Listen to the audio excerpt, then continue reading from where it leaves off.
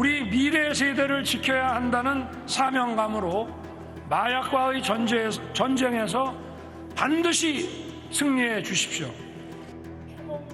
윤석열 정권이 마약과의 전쟁을 선포한 지 1년이 채 안 된 2023년 7월 서울 영등포 경찰서 강력팀에 마약을 투약한다는 중국인 여성이 찾아왔습니다.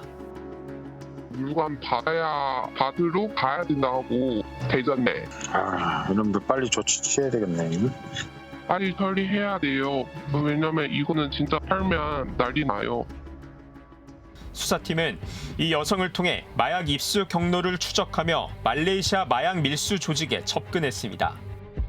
그리고 2달 만에 246만 명분의 필로폰 74kg을 운반 판매한 마약 조직원 26명을 검거했습니다. 경찰에 적발된 필로폰 가운데 역대 2번째로 큰 규모였습니다. 그런데 검거된 조직원 입에서 충격적인 진술을 듣게 됐습니다. 인솔해가지고 빼내주더란 거. 택시 타는 것을 가르쳐주더란. 관세청 세관 직원들이 마약 반입을 도와줬다는 진술. 수사팀이 세관 직원 수사 필요성을 보고하자 수사를 칭찬하던 경찰서장은 갑자기 예정됐던 언론 브리핑을 연기하라고 요구했다고 합니다. 경찰서장께서 용산에서 이 사건 알고 있다, 심각하게 보고 있다. 그 얘기를 했을 때는 머릿속이 하얘지는 그런 느낌이었습니다. 그리고 일면식도 없는 서울청 고위 경찰의 전화도 받았습니다. 세관 얘기 안 나오게 해 주시는 거죠. 이렇게 말씀하셨고요. 예. 대규모 마약 사건이 적발됐는데 세관 공무원을 수사하려고 하자 대통령실이 불편해한다면서 윗선에서 수사 확대를 막았다는 의혹. 역시 스트레이트에 새로 합류한 김태훈 기자가 나와 있습니다. 김 기자, 이거 참 이상하고 궁금한 사건입니다. 네, 세관 공무원들이 마약 밀반입을 눈 감아주고 오히려 도와줬다. 이런 진술이 나왔으면 당연히 철저히 수사를 해야겠죠. 담당 경찰관은 외압을 받았고 또 용산에서 수사를 불편해한다는 말까지 들었다고 했는데요. 이 의혹의 실체를 추적했습니다. 23년 9월 서울에 위치한 말레이시아 마약 조직의 은신처. 트럭에서 상자를 내리고 집 안으로 옮깁니다. 잠시 뒤 경찰이 현장을 덮치고 마약을 밀반입한 말레이시아 조직을 검거했습니다. 현장에는 영등포 경찰서 수사팀과 김찬수 서장까지 있었습니다. 이 조직원들을 조사하던 경찰은 충격적인 진술을 듣게 됩니다. 이들 조직원은 적발되기 8달 전인 2023년 1월 27일 말레이시아 쿠알라룸푸르에서 대한항공기로 인천공항에 입국했습니다. 저마다 몸과 옷 속에 4kg씩의 필로폰을 숨긴 상태였지만 이들은 신체 검사, 휴대폰 엑스레이 검사 등을 받지 않고 입국장으로 빠져나왔습니다. 입국 전에는 총책으로부터 몇몇 세관 직원들의 사진을 미리 받아 얼굴을 익혔는데 실제로 이들이 다가와 편의를 봐줬다고 진술했습니다.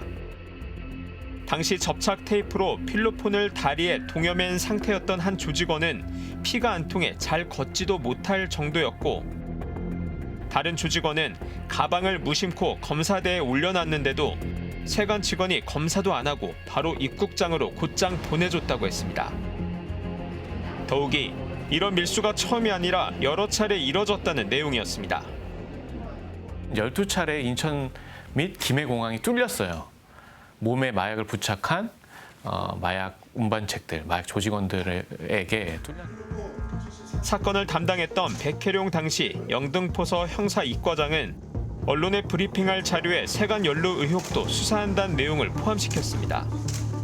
그런데 언론 브리핑 이틀 전 상관인 당시 김찬수 영등포 경찰서장이 전화해 용산이 불편해한다며 브리핑을 미룰 것을 지시했다고 했습니다. 경찰서장께서 밤 9시에 그 전화를 주시고 심각한 어투로 이렇게 말씀을 하셨는데요. 이 사건 용산에서 알고 있다. 심각하게 보고 있다. 브리핑 연기하십시오. 그래서 서장의 요구에 따라 언론 브리핑은 2주 뒤로 연기됐고 백경정은 이후 서울청으로부터 보도자료 검토 회의에 오라는 통보를 받고 참석합니다. 그리고 그날 오후 일면식도 없고 지휘 계통에 있지도 않은 서울청 조병로 경무관이 전화를 걸어왔습니다. 보도자료에서 관세청 연루 의혹은 빼달라는 취지였다고 백경정은 기억했습니다. 전화를 해서 세관 얘기 안 나오게 해달라. 경찰도 국가기관이고 관세청도 국가기관인데 경찰이 관세청을 수사하면 국가기관끼리 싸우는 것으로 비춰질 수 있다. 국정 운영에 부담된다. 누가 좋아하겠냐. 야당 도와줄 일 있느냐. 그리고 이 사건을 백경정이 지휘하는 영등포서 수사팀에서 서울청으로 이첩하려는 시도까지 있었던 걸로 확인됐습니다. 외압성 전화를 한 걸로 지목된 김찬수 당시 서장은 이런 의혹을 강하게 부인하고 있습니다. 자신은 용산이란 말을 일절 꺼내지 않았다는 겁니다. 당시 통화에서 용산이 사건 내용을 알고 있다, 그리고 심각하게 보고 있다라고 말하거나 이런 유사한 내용을 말씀하신 적이 있습니까? 전혀 사실 무근입니다. 지금도 같은 입장인지 묻기 위해 연락했지만 답을 들을 수 없었습니다. 지금 경찰청 찾아뵈러 왔는데 혹시 사무실에 계시나요? 아닙니다. 지금 휴가 중입니다. 또 백혜련 경정에게 전화했던 조병로 당시 서울경찰청 경무관도 단지 세관 직원 연루 여부가 브리핑에 포함되는지 확인하는 차원이었다고 밝혔습니다. 인천공항 세관장이 국정감사 대비를 위해서 업무 협조 요청이 왔고 언론 브리핑 내용 중에 세관 직원 언급 여부를 확인해달라는 부탁이 와서 조 경무관은 또 오히려 백혜련 경정이 먼저 전화해 두 번째 통화를 하게 됐고 백경정이 통화 내용을 의도적으로 녹취했다고 스트레이트에 알려왔습니다. 수상한 분위기는 검찰 쪽에서도 감지됐습니다. 이 무렵 해당 마약 사건 수사를 담당하던 서울 남부지검 마약 담당 검사들이 일제히 인사조치됐습니다. 네, 대검에서 엄청 깨졌다라고 전화를 했다고 했는데 맞습니까? 세관 수사에 협조했다는 이유로 깨졌다고 저는 그렇게 이해를 했습니다. 영등포서 수사팀은 이후 세관 직원 연루 의혹을 수사하기 위해 피의자로 지목된 세관 직원들의 계좌와 휴대전화, 공항 CCTV들을 확보하려고 압수수색 영장을 신청했습니다. 하지만 서울 남부지검에서 반려됐습니다. 세관 피의자들은 그 사이에 수차례 휴대폰을 초기화해서 관세청장은 휴대폰을 3차례나 바꿨어요. 그 다음에 나중에 압수수색 영장이 발부가 돼서 CCTV를 확보를 했는데 이미 기간이 도과한 거, 보존 기간이 도과해서 아무것도 볼 수 없는 거죠. 그러니까 유효한 증거가 책상 5개면 컴퓨터 5개가 있겠지. 어느 컴퓨터인지 특정이 안 됐다라고 영장을 기각합니다. 영장을 다시 신청해 집행했을 때 마약 조직원을 도왔다고 지목한 한 세관 직원은 휴대전화 유심칩을 3개나 쓰고 있었습니다. 저는 공무원이 유심칩을 3개 쓰는 사람은 처음 봤어요. 전화를 3개 쓰고 있다는 얘기인데 유심칩 2개는 통화용으로 쓰는 게 아니고 데이터용으로 쓴단 말이에요. 얼마나 이상해요. 그리고 인천지검 6개월 이상 앞선 2023년 2월 검찰은 인천공항을 통한 같은 말레이시아 마약 밀수 조직을 적발하고도 공범들을 출국 금지하지 않았습니다. 말레이시아에서 23년 2월 5일 날 1명이 검거되고 3명이 도망가서 공항이 난리가 났잖아요. 근데 검찰에서 3명 도망간 사람들을 출국 금지를 안 시키고 안전하게 내보내줍니다. 당시 인천지검장은 최근 사퇴한 심우정 전 검찰총장이었습니다. 어떤 진술이 있었다 그러면은 그 진술을 토대로 해가지고 수사를 계속 해보는 것이 정상적인 수사 방법이죠. 그게 전형적인 마약 수사 방법이에요. 근데 만약에 이제 그걸 제대로 하지 않았다면은 좀 의문이 남을 수밖에 없는 상황이죠. 스트레이트는 먼저 말레이시아 마약 조직을 수사하던 서울 남부지검 마약팀 검사들이 왜 인사조치됐는지 대검찰청에 물었습니다. 대검 측은 정기적인 인사 발령이었을 뿐이라고 답했습니다. 또 인천지검이 왜 말레이시아 공범들을 출국 금지하지 않았는지도 질의했습니다. 이에 대해 대검 측은 해당 수사팀에서 법과 원칙에 따라 최선을 다해 수사했다며 의혹과 관련해 합동수사팀에서 전면 조사 중이라고만 답했습니다. 백혜련 경정은 지난해 7월 좌천성 발령을 받으면서 수사 지휘선상에서 배제됐습니다.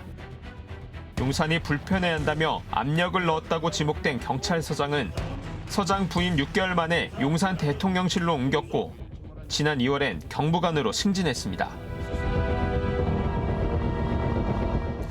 마약과의 전쟁을 선포한 정부에서 마약 수사를 두고 이런 일이 벌어졌다는 게 참 이해하기 어렵습니다. 이 사건에서 용산이 언급되기도 했지만 구체적으로는 김건희 여사의 이름도 오르내리고 있어요. 네, 그렇습니다. 앞서 보신 것처럼 수사팀에 의심스러운 전화를 건 고위 경찰관 때문인데요. 여기엔 김건희 여사와 잘 아는 사이자 도이치모터스 주가 조작 공범이었던 인물이 등장하고요. 또 임성근 전 사단장 구명로비 의혹에 등장했던 단체 대화방도 다시 나옵니다. 영등포 경찰서 수사팀에 전화를 걸어 세관 공무원 연루 의혹에 대해 물었던 조병로 경무관. 그로부터 약 한 달 뒤 자신이 수사 외압을 행사했다는 의혹이 언론에 보도될 조짐이 보이자 막아달라고 부탁합니다. 제가 이번에 서울청 세관부장 하다도 승진이 안 되고 그래서 이번에 마지막으로 정말 열심히 하고 있는데 이게 언론 보도 나면 이 기회마저 정말 어려울 것 같아서 정말 다급한 심정으로. 하지만 조 경무관의 전화 내용은 언론 보도로 알려졌고 당시 윤익은 경찰청장은 있을 수 없는 일이 벌어졌다며 조 경무관에 대한 감찰 조사를 지시했습니다. 감찰 끝에 경찰청은 부적절한 행위가 인정된다며 감봉 등의 징계를 내려달라는 요청과 함께 조 경무관을 인사혁신처 중앙징계위원회에 넘겼습니다. 하지만 넉 달 뒤 인사혁신처의 결론은 불문, 즉 징계 처분을 내리지 않았습니다. 5년간 중앙징계위에 넘겨진 경무관 이상 고위 경찰 33명 중 징계를 피해간 사람은 조 경무관이 유일했습니다. 말 그대로 불문 경고에 붙여졌는데요. 이 또한 보이지 않는 거대한 흐름이 있다라고 보는 겁니다. 즉 경찰 간부인 조병로 씨의 일탈 행위에 대해서 누군가 봐줬다. 누군가 뒤에서 봐준 게 아닌가. 이런 의심이 들게 한 건 세간의 관심이 집중된 한 인물이 조 경무관의 이름을 언급했기 때문입니다. 김건희 여사가 연루된 도이치모터스 주가 조작 사건의 공범 이종호 전 블랙펄 인베스트 대표. 이 전 대표가 조병로 경무관의 승진을 돕겠다는 녹취가 나온 겁니다. 하여간 좀 있어봐. 내가 그것도 하고 오늘 그 병로권도 연락이 와가지고 병로권도 오늘 저녁 때 되면 연락 올 거야. 그게 누구였죠? 조병로 서울 치안감 별 2개 다는 거 아마 예. 전화 오는데 별 2개 달아줄 것 같아. 예술이다. 네. 그래도 또 우리가 또 그 정도는 주변에 데리고 있어야 되지 않냐?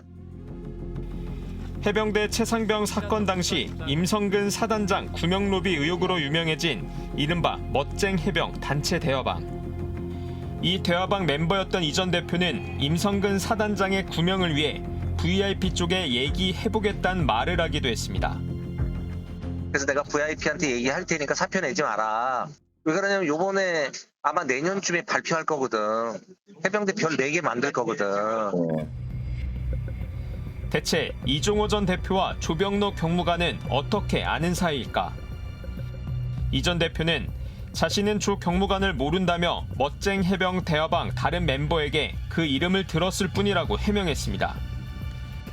지네들이 좋은 사이니까 진급시켜야 된다 뭐 이런 얘기를 사적에서 할 수 있잖아요. 스트레이트는 이종호 씨가 자신에게 조 경무관 이름을 알려줬다는 대화방 멤버 송모 씨에게 연락했습니다. 송 씨는 이종호 씨의 해명이 맞다는 취지로 답했습니다. 조 경무관 역시 이종호 전 대표를 모른다고 주장했습니다. 이 채무 경위를 통해서 간접적으로 이종호 대표나 송모 전 경호처 직원이랑 소통하신 적 있으십니까? 없습니다. 없습니까? 확실히 없습니까? 없습니다. 조 경무관은 지난 2022년 윤석열 정권 인수위원회에서 약 3주간 일했던 것으로 확인됐습니다. 이종호 전 대표가 추천했다는 설도 있지만 확인되지는 않았습니다. 서로 모르는 사이라는 당사자들의 해명에도 여전히 의혹은 풀리지 않고 있습니다. 이종호가 조병로를 아예 모른다면 그 사람을 뭐 별을 2개를 달아주니 뭐 하느니 하는 이야기 자체를 할 이유가 없잖아요. 김건희 국정농단 특검팀은 최근 공수처로부터 임성근, 조병로, 구명로비 의혹 관련 사건 자료를 확보해 본격적인 수사에 착수했습니다.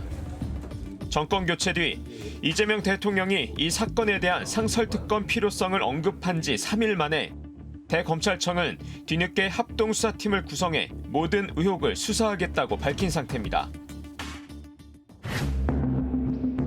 충격적인 내용의 진술과 전 정권 최고 권력의 개입 의혹, 그 실체를 얼마나 밝혀낼 수 있을지 합동수사팀과 김건희 특검의 수사를 국민이 지켜보고 있습니다.